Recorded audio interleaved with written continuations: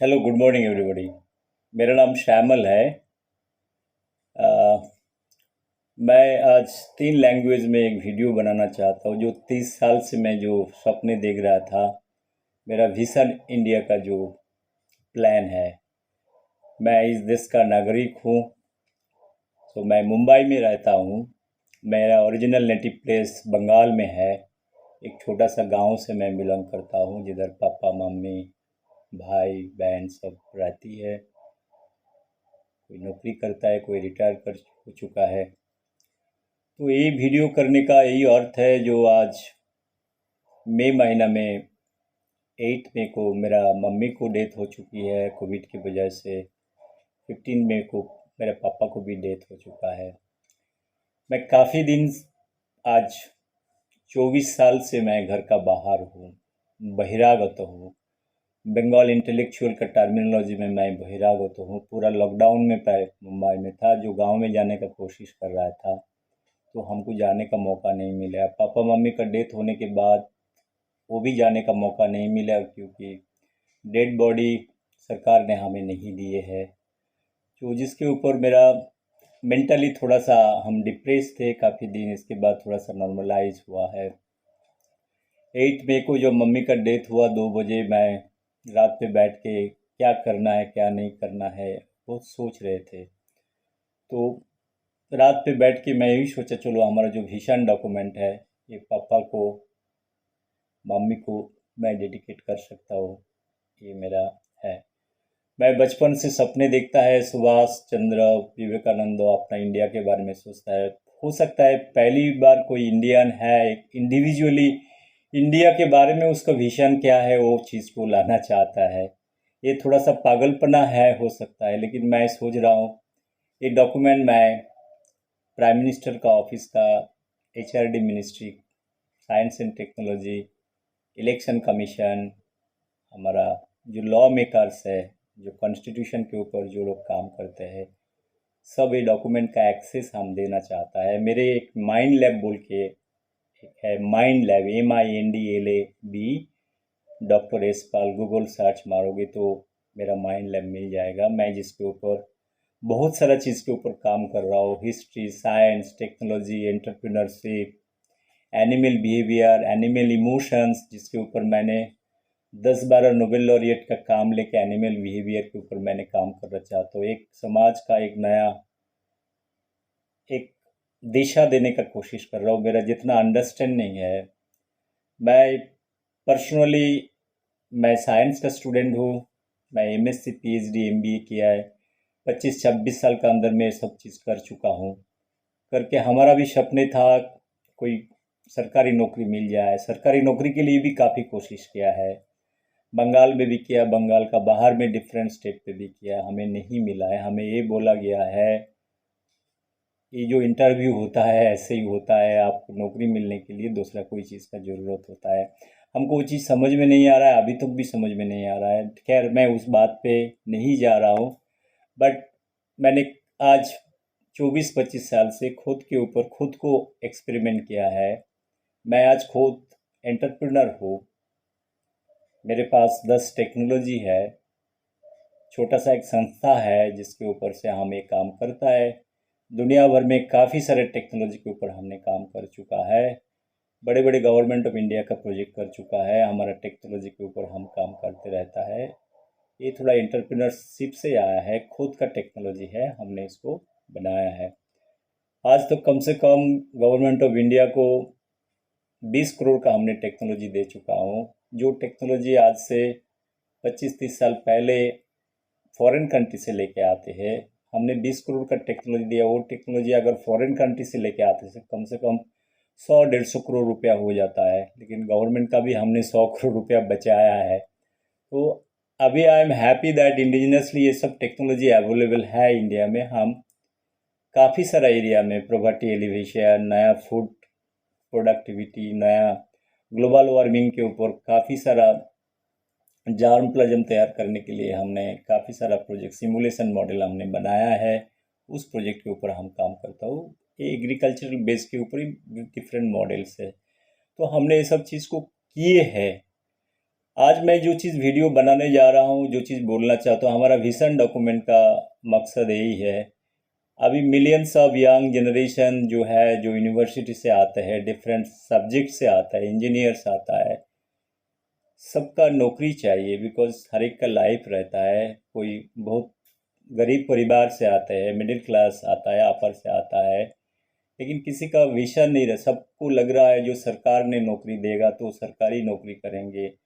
मैं सरकारी नौकरी के साथ हूँ और नहीं हूँ, दोनों चीज़ में। मैं पहले भी काफ़ी सारा वीडियो में बताया है, सरकार should not be in the business of giving jobs, they should create an opportunity. इसको अपॉर्चुनिटी क्रिएट करना चाहिए। इंडिया में काफ़ी सारे एरिया है, थोड़ा सा फाइन ट्यूनिंग करेंगे तो हम मिलियंस ऑफ जॉब क्रिएट कर सकता है, जो सरकार भी इससे मुक्त हो जाएगा। मैं प्रेशर को डिफरेंट डायरेक्शन से लेने का कोशिश कर रहा हूँ, rather than sorry, you ask job. सरकार के पास जॉब नहीं हुआ है। सरकार, government is not there to provide you job. Government can create an opportunity for you. आपको जो एजुकेशन मिल रहा है, आप इसी समाज से आप एजुकेशन ले रहे हो, आपको भी ड्यूटी बनता है समाज को कुछ चीज़ का रिटर्न देना है। तो हमेशा ही सरकार पे जाके नौकरी मांगना ये सही बात नहीं होता है। आपके पास कैपेबिलिटीज़ है, वो कैपेबिलिटीज़ को डेवलप करना है। कैसे आप एक सेल्फ सस्टेन इंसान बन सकते हो, एक एंटरप्रेन्योर बन सकते हो, इसके बारे में मैं बोलना चाहता हूँ।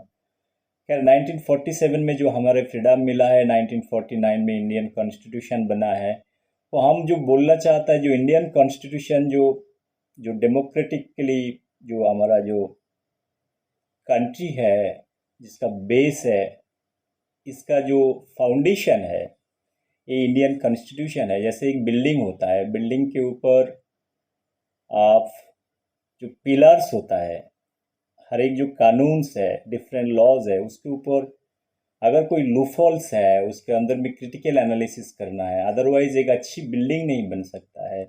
उस चीज़ को देखने का ज़रूरत है। मैंने साइंस स्टूडेंट होने के नाते भी मैंने 30 साल से मैंने history, science and technology, entrepreneurship, history of science, मैंने आर्ट्स और नोबेल लॉरिएट का बायोग्राफी पढ़ा है। हर एक चीज़ को जानने का कोशिश किया है। पॉलिटिकल हिस्ट्री पढ़ने का कोशिश किया है। मार्क्सिज्म, लेनिनिज्म, सोशलिज्म, मैं पॉलिटिकल मूवमेंट के साथ भी जुड़ी हुई थी। हर एक चीज़ को मैंने करीब पे देखा है। हमने काफ़ी स्ट्रगल किया है। पॉलिटिकल सिस्टम के साथ जुड़ने के बावजूद भी मैंने धीरे धीरे हर एक चीज़ को समझने का कोशिश करने के बाद यही सोचा, जो भगवान ने आपको खुद दिया है, नॉलेज विजडम दिया है, आपका नॉलेज विजडम को आप एक्सरसाइज करोगे तो आपका ज़िंदगी में कोई प्रॉब्लम नहीं हो जाएगा।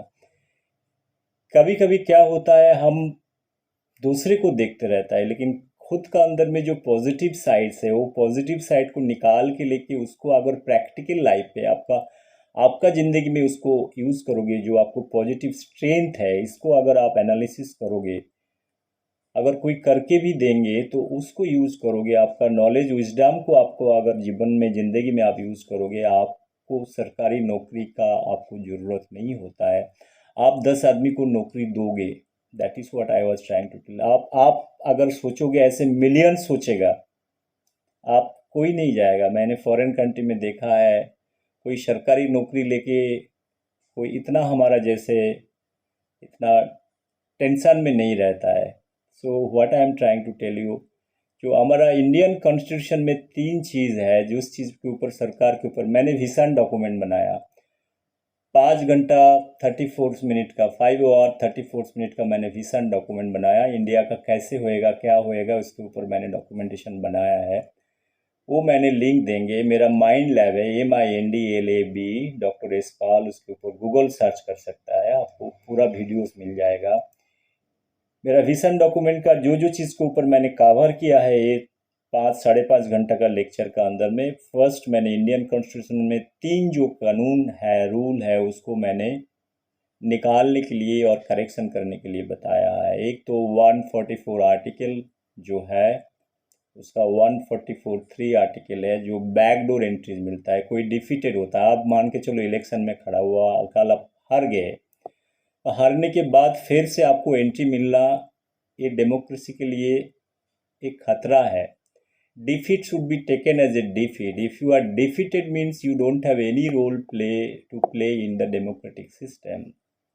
आप दूसरे किधर से आप फिर से इलेक्ट होके आके सिस्टम में आ सकते हो, लेकिन ये 6 महीना का प्रोविज़न देना, अगर कोई हार गया, मान के चलो आप एमपी और एमएलए कोई सीट में खड़ा हो गया, आपने हार गया, कोई पॉलिटिकल का पार्टी का टिकट लेके, हारने के बावजूद भी आपको, आप अगर चाहो तो आप वो 164 का प्रोविज़न से आप उसमें आ सकते हो, आके फिर से रीइलेक्ट हो जाओ। 6 महीना को आपको ग्रेस, 6 महीना का ऑक्सीजन प्रोवाइड किया जाता है। इसके बाद आप लेजिस्लेटर बन जाते हो, आप देश को चलाने का आपको अधिकार मिल जाता है।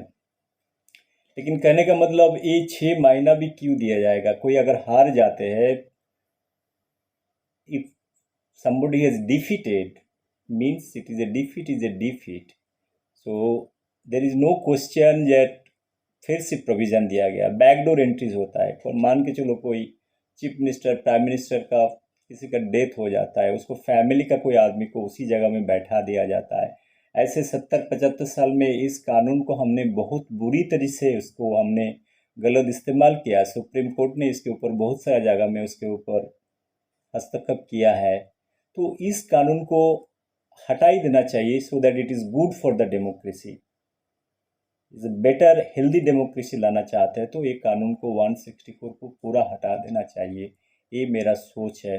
मैंने जो पूरा डॉक्यूमेंटेशन बना रहा हूँ, मैं सबको प्रेजेंट करना चाहता हूँ। ये नहीं है जो मेरा डॉक्यूमेंटेशन लेके मैं कोई पॉलिटिकल पार्टी का अगेंस्ट में मैं बोलना चाहता हूँ, ऐसा नहीं। ये मेरा बचपन का 30-35 साल का हमारा विजन है।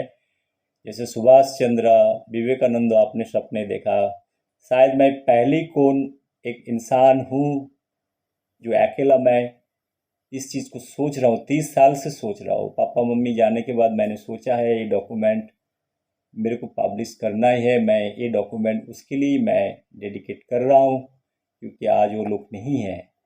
तो ये हो गया, आपका फर्स्ट बात हो गया। सेकंड बात जो है हमारा रिजर्वेशन, इंडिया का जो रिजर्वेशन पॉलिसीज़ है, डॉक्टर अंबेडकर साहब ने जो बनाया था शेड्यूल कास्ट, शेड्यूल ट्राइब्स को अपॉर्चुनिटी देने के लिए, लेवल प्लेइंग फील्ड को एक सर्टेन 10 साल के लिए दिए थे, नॉट फॉर द कंटिन्यूएशन। अभी क्या हो गया, रिजर्वेशन का कोटा भी बढ़ गया। वही सिस्टम आज 70 साल से यही चीज़ चल रहा है, परसेंटेज ही बढ़ रहा है। अभी एजुकेशन सिस्टम में, नौकरी में अगर रिजर्वेशन आ जाएगा, समाज के अंदर में 70-80 साल में कितना बैलेंस कहाँ से रहेंगे? एक तो जॉब अपॉर्चुनिटीज़ नहीं है। आप जॉब में, एजुकेशन में, आप सबको education, primary education, basic education को आप दे सकता है, लेकिन जॉब कंपटीशन के अंदर में भी रिजर्वेशन रहेगा, वो भी इतना टाइम से। दुनिया में कोई भी कंट्री में रिजर्वेशन है ही नहीं, इंडिया छोड़ के। तो हम भी सोचे हैं इस कानून को रखने का कोई ज़रूरी नहीं है। समाज के लिए जितना जल्दी इस कानून को हम हटा दें, इतना ही समाज के लिए अच्छा होने वाला है, क्योंकि मिलियंस ऑफ यंग जनरेशन बैठा हुआ है। आपने अभी भी देखा है, यूपी, बिहार म्यूनिसिपल कॉरपोरेशन का नौकरी के लिए PhD, all good good publication, 5000 10,000 application एक दो पोस्ट के लिए, 50,000 एप्लीकेशन आया 15, 20, 25, 30 पोस्ट के लिए। तो आप समझ सकते हो, जिस पोस्ट के लिए 12 क्लास का एजुकेशन का ज़रूरत है, उसके लिए पीएचडी का कैंडिडेट आ रहा है। मतलब आप जॉब क्राइसिस कितना है। तो इतना आप सोचोगे, इससे अच्छा हमने जो तरीका दिए है, जो भाई एंटरप्रेन्योरशिप डेवलप करना है, हम एंटरप्रेन्योरशिप का हर एक करिकुलम के अंदर में उसको इंट्रोड्यूस करने के लिए बोला है। कम से कम बच्चे लोग को जो स्कूल में जाते हैं, 10th standard, 12th standard, graduation, master degree, हर एक स्कूल, कॉलेज, यूनिवर्सिटी में एंटरप्रेन्योर सेल खोलना चाहिए। जिसके पास टेक्नोलॉजी है, अंडरस्टैंडिंग है, डिफरेंट रिसर्च इंस्टीट्यूट है गवर्नमेंट ऑफ इंडिया का, ऐसे 2-3 हज़ार रिसर्च इंस्टीट्यूट है। सबको हर एक जगह में एक टेक्नोलॉजी सेल होना चाहिए, हर एक टेक्नोलॉजी को वैल्यूएशन होना चाहिए। इसके बाद इंक्यूबेटर्स है, सबको लिंक करके मैंने उसको सब वीडियो मैंने बनाया है, जिसको ज़रूरत है उसके अंदर में देख सकता है। एक एंटरप्रेन्योरशिप ही है जिसके अंदर में आप इंडिया में नौकरी का अपॉर्चुनिटी हम क्रिएट कर सकते हैं, मिलियंस ऑफ जॉब हम क्रिएट कर सकते हैं। एग्रीकल्चरल सेक्टर में एंटरप्रेन्योरशिप करेंगे, बिकॉज इंडिया का 60-70% फैमिलीज एग्रीकल्चर के साथ इन्वॉल्व है। मैंने लैंड रिफॉर्मेशन एक्ट के ऊपर भी बात किया है। लैंड रिफॉर्मेशन एक्ट कानून हिसाब से अभी भी है, उसको लैंड एक्ट को हमने फुल फेज में उसको हम नहीं किया है, बिकॉज बिफोर इंडिपेंडेंस क्या है, इंडिया ब्रिटिश राज का अंदर में था, इसके बाद आपको फ्रीडम मिला, जमींदार सिस्टम था। हर एक इंडिविजुअल का आदमी के पास बहुत सारे ज़मीन है, तो सरकार चाहते थे ज़मीन एक सर्टेन लिमिट के बाद वो ज़मीन सरकार लेके उसको गरीब को डिस्ट्रीब्यूट करेंगे, जिसके पास ज़मीन नहीं है उसको डिस्ट्रीब्यूट करेंगे, बट ये सब चीज़ नहीं हो पाया।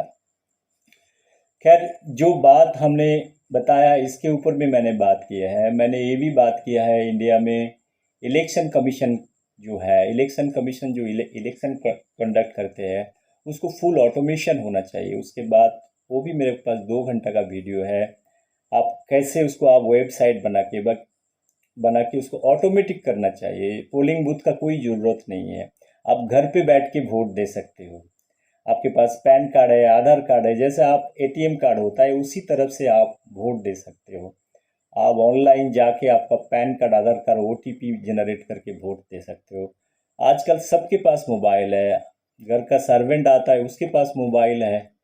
मेरा कहने का मतलब, आप अपर लिमिट लोअर लिमिट देखोगे, कम से कम 80-90% के पास अगर मोबाइल है विद ओटीपी फैसिलिटीज़, अगर हम अच्छा बड़ा सर्वर बना के उसके अंदर में आपका आधार कार्ड, पैन कार्ड को लिंक कर देता है, उसमें नॉमिनेशन बोलो, पॉलिटिकल पार्टी का एजेंडा बोलो, कैनवासिंग बोलो, वीडियोस बोलो, सब कुछ हम उसमें अपलोड कर सकता है। कोई भी पॉलिटिकल पार्टी क्या क्या क्राइटेरिया लेके आ रहा है, उसको एजेंडा क्या है, 5 साल का विजन क्या है, हर एक चीज़ को हम उसके अंदर में अपलोड कर सकता है। तो हर एक इंसान उसको मोबाइल पे भी देख सकता है, लैपटॉप पे भी देख सकता है, कहीं पे भी देख सकता है। तो कहीं भी टाइम में, 1 महीना का टाइम में कभी भी जाके उसको ऑनलाइन लॉगिन करके आप वोट डाल सकते हो। इस सिस्टम को थोड़ा सा स्ट्रिंजेंट मॉनिटरिंग करेंगे तो आराम से हम इस चीज़ कर सकता है। क्योंकि on an average on present day India में क्या हो रहा है, एक इलेक्शन कंडक्ट करने के लिए, स्टेट सेंटर का इलेक्शन अगर होता है ऑल इंडिया में, 1,50,000 करोड़ रुपया का पूरा खर्चा होता है। 1,50,000 करोड़ रुपया हो गया, कम से कम 15 से 20 बिलियन डॉलर का बात कर रहा है। हम उस खर्चा को 50,000 करोड़ में हम एक पूरा इलेक्शन कंडक्ट कर सकता है। हमने जो बता रहा है 1,50,000 करोड़ और 40-50,000 करोड़ का जब बात होता है, कम से कम 80 से 90,000 करोड़ रुपया हम सेव कर सकता है इलेक्शन कमीशन। तो वो भी एक बात होती है, मानी सेविंग ऑल्सो मानी अर्निंग। मैंने इसके ऊपर बात किया, प्राइवेट जो लॉस मेकिंग कंपनीज है उसको हम अगर लॉस मेकिंग कंपनी को प्राइवेटाइजेशन कर देते हैं, प्राइवेट कंपनी को हम उसको डाल देते हैं, तो उसके ऊपर हमारा काफ़ी फ़ायदा है। उसको प्राइवेट कंपनी उसको अच्छे से चला पाएंगे। क्योंकि जो हो रहा है, loss making company air India है, मान के चलो, बहुत सारा पीएसयू है, वो चल नहीं पा रहा है। बैठ के सैलरी देने से अच्छा है उसको प्राइवेट कंपनी के साथ जोड़ दिया, तो वही आदमी उसी में नौकरी में चले जाएंगे। और दूसरा चीज़ है, एयर इंडिया में जो टिकटिंग का बात होता है, हमने देखा है, मान के चलो आज इधर से आप दिल्ली जाओगे, रात पे सुबह में कोई काम है, आप टिकट ढूंढने जाओ, आपको 20-25 हज़ार रुपये का टिकट मिलेगा। टिकटिंग का जो बात होती है, अगर हम एक यूनिफॉर्म पॉलिसीज नहीं बनाता है, इससे ज़्यादा टिकट नहीं होना चाहिए पर्टिकुलर रूट पे, जब डिसाइड नहीं होता है। मेरा प्रैक्टिकल एक्सपीरियंस में मैंने एक बार देखा है, मैं इधर से लखनऊ जाना चाहता था, सुबह में एक प्रेजेंटेशन था, रात पे उसी दिन शाम को बात हुआ, नेक्स्ट डे मॉर्निंग उधर रहना है 10 बजे। जब टिकट का बात हुआ तब दिखता है 25-30 हज़ार रुपये का टिकट। उस दिन मैं देख रहा था, इंडिया से फ्रैंकफर्ट का टिकट भी 25 हज़ार रुपया नहीं होता है। तो इधर से लखनऊ का टिकट आपको एयर इंडिया में 25 हज़ार रुपया, इधर से फ्रैंकफर्ट का टिकट 22 हज़ार रुपया होता है। रास्ता का फ़र्क कम से कम 15-20 गुना का फ़र्क होता है। मेरा कहने का मतलब यही है, ऐसे ही सिचुएशन क्रिएट होता है।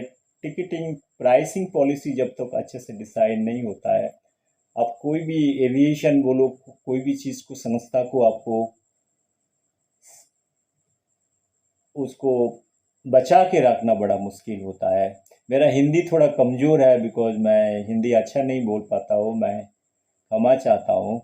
तो एटलीस्ट समझने के लिए मैं बात कर रहा हूँ, बाकी जो वीडियो लिंक है उसके ऊपर आप देख सकते हो।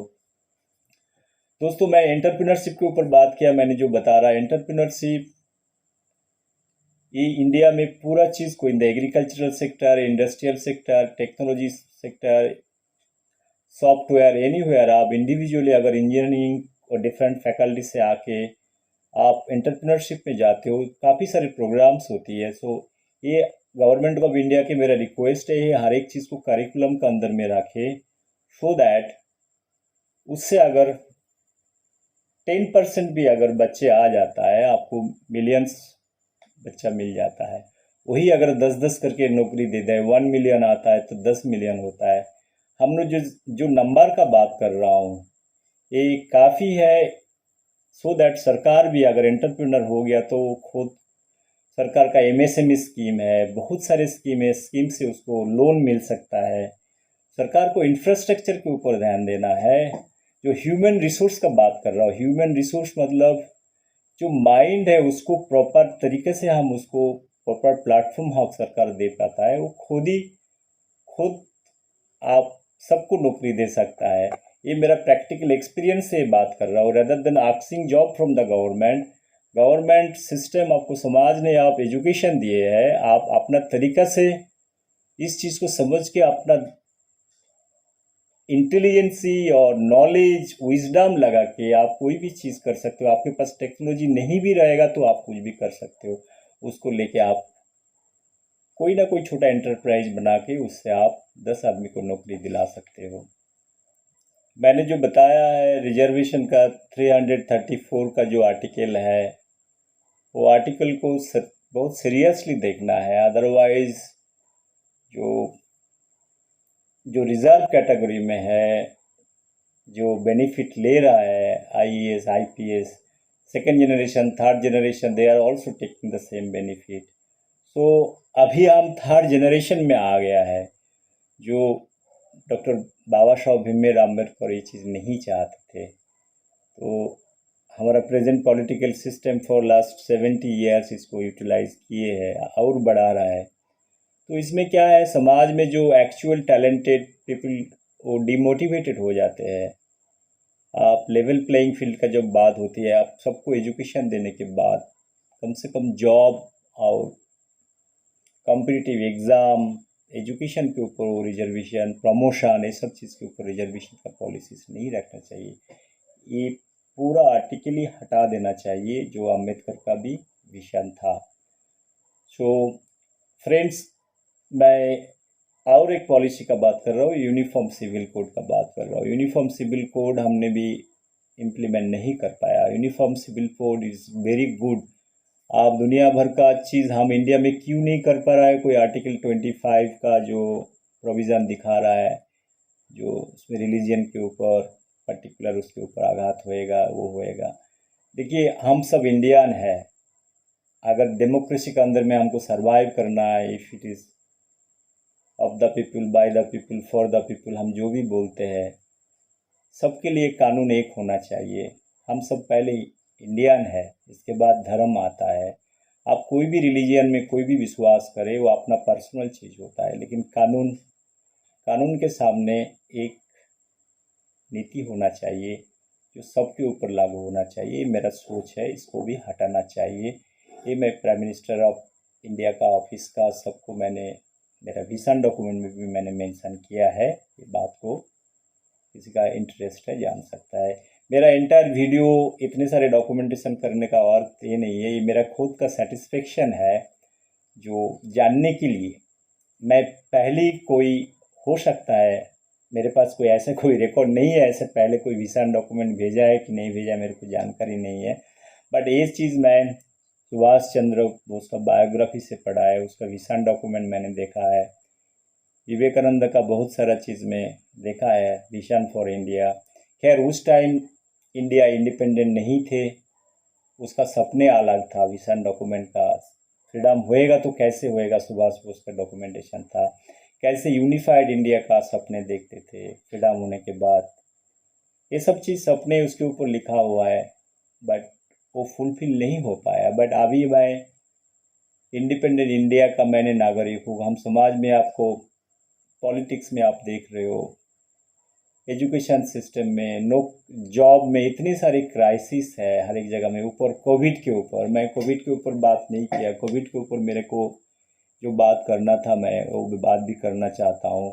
एक बात तो होता है कोविड का जो डेड बॉडीज़, अब किसी का कोविड से डेड होता है, किसी का नियर एंड डियर को कोविड से डेड होता है, वो डेड बॉडी नहीं दिया जाता है। ये बहुत ही इमोशनल बात होता है, ये डेड बॉडी को देना चाहिए। बॉडी को प्रिजर्व करने का प्रोविज़न हर एक जगह में होना चाहिए। जिसको क्लेम करना है चार्जेबल बेसिस में वो प्रिजर्व करके 3-4 दिन के बाद वो बॉडी दे सकता है, सो दैट कम से कम जो नियर एंड डियर होता है, एक इमोशनल अटैचमेंट रहता है, वो बॉडी मिलेगा, उसको रिचुअल करने के लिए भी फ़ायदा होता है। इस चीज़ को मैं बोलना चाहता था। अभी बात रह गया कोविड-19 का वायरस में। कोविड-19 वायरस आर्टिफिशियल है क्या नेचुरल है, इसके ऊपर बहुत सारा डिबेट अभी आ रहा है। मैंने आज से 2020 का 20 मार्च से 20 अप्रैल तक मैंने 10 वीडियो बनाया जो यूट्यूब में अपलोड किया। एक एक डेढ़ दो दो घंटा का वीडियो है। जैसे मैं 100 साल का हिस्ट्री को एनालिसिस करके बताया, first world war, second world war, gulf war, हर एक चीज़ को एनालिसिस कराया। इकोनॉमिक एग्रेशन के ऊपर मैंने पढ़ा, मैंने आपको बताया है मैंने साइंस का स्टूडेंट हूँ, मैंने हिस्ट्री, फिलोसफी, आर्ट, हर एक चीज़ को मैंने जानने का कोशिश करके मैंने कंक्लूड करके बताया था। ये आर्टिफिशियली थ्योरी ऑफ इवोल्यूशन का जो बात करते हैं, चार्ल्स डार्विन का जब बात करते हैं, ये सब हर एक चीज़ मॉडलिंग सिमुलेशन का जब बात करता है, हर एक चीज़ को मैथमेटिकली आप एक जगह में लेके जाओगे, कैसे इवोल्यूशन होता है। कोविड-19 वायरस पहले जानवर को काटते, जानवर के ऊपर इन्फेक्शन होता है, तो सडनली ह्यूमन के ऊपर कैसे आ गया, हर एक चीज़ को एनालिसिस करके बताया। बहुत लंबा वीडियो है, जिसका इंटरेस्ट है वो माइंड लैब में जाके मेरा नाम डॉक्टर यशपाल बोल के आप इसको डाल सकते हो, आपको सब कुछ मिल जाएगा। तो मैंने आपको ये भी बताया जो लैंड रिफॉर्मेशन एक्ट की क्यों ज़रूरत होता है। लैंड रिफॉर्मेशन एक्ट अगर नहीं इम्प्लीमेंट हो रहा है, वही जमींदार सिस्टम हमारा समाज के अंदर में है। अभी कोविड टाइम में जो क्राइसिस हो रहा है, अभी जो इंडस्ट्री में जो लोग वर्कर हिसाब से काम करते थे, गांव में अगर उसको ज़मीन नहीं है, थोड़ा सा भी एक टुकड़ा ज़मीन रहता तो उस खेती में काम कर सकते थे। बिकॉज ऑफ ऑल इंडिया में लैंड रिफॉर्मेशन एक्ट का कोई लागू हुआ नहीं है। बंगाल और केरला, पंजाब में छोटी सी जगह छोड़ के बाद बाकी जितने सारे स्टेट है अभी भी लैंड रिफॉर्मेशन एक्ट उसमें हुआ नहीं। किसी के पास 1000, 2000, 3000 एकड़ लैंड है, वही जमींदार सिस्टम डेमोक्रेसी का अंदर में बैठा हुआ है। तो समाज में इकोनॉमिक इम्बैलेंस अगर रहेगा तो समाज में इसमें परिवर्तन नहीं हो पाएगा। ज़मीन होना चाहिए, ज़मीन डिस्ट्रीब्यूशन होना चाहिए as per the land reformation act. मैंने जो बताया है कोविड-19 वायरस आर्टिफिशियल है और नेचुरल है, मैंने इतने सारे आर्टिकल लिखे हैं। मैं एक सिद्धांत में पहुँचे हैं कोविड-19 वायरस जो है आर्टिफिशियल है। अभी काफ़ी सारे साइंटिस्ट, बड़े बड़े साइंटिस्ट जो यूएस में बैठा हुआ है, डिफरेंट लैब पे बैठा हुआ है, बिकॉज क्योंकि इसका जो ओरिजिन हुआ वहाँ लैब से जो हुआ है, प्रॉपर इन्वेस्टिगेशन नहीं करने दे रहा है। बहुत सारे जर्नल ने उसको नेचुरल बोल दिया है, किस बेसिस से ये लोग बोला है उसके ऊपर मैंने सवाल पूछा है। बहुत सारे चीज़ है जो वायरोलॉजी को हम अभी भी समझ में नहीं आ रहा है, बिकॉज हमने बायोलॉजिकल वर्क के ऊपर आज से 25 साल पहले मैंने मेरा पोइट्री के ऊपर मैंने बताया मैं बायोलॉजी का स्टूडेंट हूँ। ये सब चीज़ बहुत कॉमन होता है, जो आर्टिफिशियल इस चीज़ को क्रिएट करना कोई बड़ी बात है नहीं। ये सब चीज़ बहुत सारा लैब करते रहता है, लेकिन साइंस को मैंने ये भी बताया आप ह्यूमन डेवलपमेंट के ऊपर यूज़ करोगे वो साइंस का अच्छा पहलू होता है। अगर उसको गलत तरीक़ा से इस्तेमाल करेंगे तो वो डिस्ट्रक्शन में चला जाता है। सेकेंड वर्ल्ड वॉर में यही चीज़ हुआ, परमाणु बम बनाया, जापान के ऊपर आपने डाला, 76 मिलियन पीपल डेथ हो गया। तो फर्स्ट वर्ल्ड वॉर में भी ऐसा ही कुछ है। इसके बाद गल्फ वॉर में एंथ्रैक्स के नाम पे क्या हुआ, पूरा इराक को ख़त्म कर डाला। वो सब चीज़ मैंने सब कुछ बताया है, जिसका इंटरेस्ट है उसके ऊपर जा सकता है। Friends, what I am trying to tell you, this making this introduction, इसको करने का यही अर्थ है सो दैट अगर ज़्यादा कुछ जानना है 5 आवर 34 मिनट्स का ये वीडियो है, सो जान सकता है। मैं गवर्नमेंट ऑफ इंडिया को सबमिट करेंगे। अगर उसमें एक दो पॉइंट भी किसी को अच्छा लगे, किसी को मन हुआ जो कोई भी पॉइंट अच्छा है, I will be very happy. So मेरा जो अनफिनिश्ड एजेंडा है मेरा लाइफ का, मेरा पापा मम्मी का, तो मैं पापा मम्मी का डेड बॉडी नहीं ले पाया। मैं इसके लिए अभी भी बोलता हूँ, मेरा पापा मम्मी को कोविड ने मारा है, the killed, because I don't believe the philosophy of natural death और कोविड-19 वायरस की वजह से मरा गया। कोविड-19 वायरस अगर आर्टिफिशियली कोई ने क्रिएट किया तो वो एनिमी हो गया। मेरा एनिमी ने मेरा पापा मम्मी को मारा है। वो कल्प्रिट कौन है? गवर्नमेंट ऑफ इंडिया को रिक्वेस्ट कर रहा हूँ, इसके ऊपर प्रॉपर साइंटिफिक इन्वेस्टिगेशन करे, कमेटी बनाया, कंप्लेन रेज करना, यूएन के सामने सब चीज़ करे। मेरा वीडियो है, हर एक चीज़ देख सकता है। अगर मेरे से कोई ज़रूरत होता है पर्सनली कोई भी चीज़ में मैं मदद कर सकता हूँ। क्योंकि मैं बहुत ही साधारण आदमी हूँ, जो नॉलेज एंड विजडम से मैं काम करता हूँ। मैं सोचता हूँ भगवान हमको भी थोड़ा सोचने के लिए अधिकार दिए हैं, मैं उसी चीज़ को एक्सरसाइज करता हूँ। किसी को अच्छा लगे वीडियो देखे, नहीं लगे तो मत देखे। मैं गवर्नमेंट ऑफ इंडिया को भी सबमिट करेंगे, लेकिन मैं पर्सनली कोई लॉ इन्फोर्सिंग एजेंसी तो हूँ नहीं। मैं इतना ही दे सकता हूँ, मैं सरकार का खिलाफ के नहीं बोल रहा हूँ। तो मैं एक पॉजिटिव वे में सोच रहा हूँ, जो हमारे लिए जो सोच बोध है। मैंने एंटरप्रेन्योरशिप इतना दिन किया है, मैं बोला ये टेक्नोलॉजी कमर्शियलाइज करोगे, मिलियंस ऑफ जॉब का अपॉर्चुनिटी हो जाएगा, सरकार भी थोड़ा सा रिलीफ हो जाएगा। इस सब चीज़ सोच के मैं इतना बोलता हूँ। इतना ही बोल के मैं मेरा वीडियो ख़त्म करता हूँ। थोड़ा वीडियो लंबा हो जाता है, बिकॉज हर एक चीज़ को एक्सप्लेन करना थोड़ा टफ होता है, उसके लिए टाइम लगता है। I am sorry if any mistake, because मैं हिंदी अच्छा नहीं बोल पाता हूँ। मैं जो बोल रहा हूँ, मेरे पास कोई स्क्रिप्ट भी नहीं है, मैं स्क्रिप्ट देख के पढ़ रहा हूँ। जो चीज़ मन में आते हैं इसी मैं बोलते रहता हूँ, so that it's easier for anybody. Common layman's language में आप इस चीज़ को समझ सकते हो। मैं कोई हाई फंडा वाली वर्ड उठा के मैं नहीं बोल पाता हूँ। तो आई होप मेरा मैसेज आपके पास गया। ये डेमोक्रेसी इज़ ए 300 साल हमने अंग्रेज़ का अगेंस्ट में लड़ा है, हमको फ्रीडम मिला है 75 साल में।